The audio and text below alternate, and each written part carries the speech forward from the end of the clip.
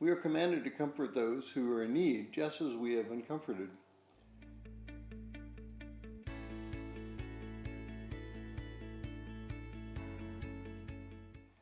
Well, if you're joining us in reading through this month's reading plan, today's reading is 2 Corinthians 1 through 11, and I encourage you to read that passage.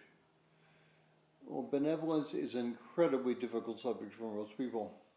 You see, we generally want to help, but there's something in the back of our mind telling us that the people we're helping are just using us because they know we'll help.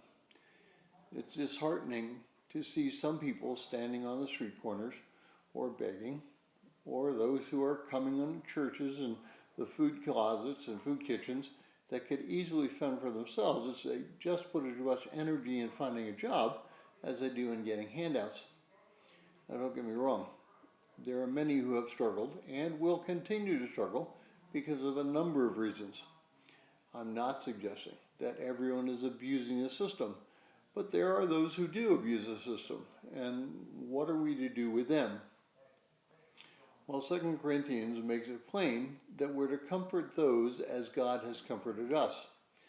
I have experienced no time with God where He has not provided exactly what I needed. I'd like you to notice that I did not say that He provided exactly what I wanted. He provides for our needs, not necessarily provides for our wants sometimes as well. It's my responsibility to do with that provision. If I waste it, then it's my fault, not God's. Equally true, if we give something to someone and they waste it, or they really don't deserve it or need it, it's not our responsibility to control that. We have the responsibility to comfort, and that comfort may come in the form of benevolence. It may also come in the form of education or training along with that benevolence. But we must never forget that it is our responsibility to help by using the resources that God has given us. Now, it's also true with our local communities in which we call churches. We're not to be exclusivists.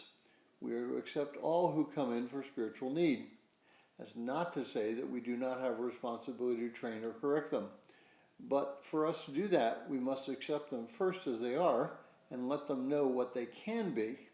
It is then that we can and should expect a change.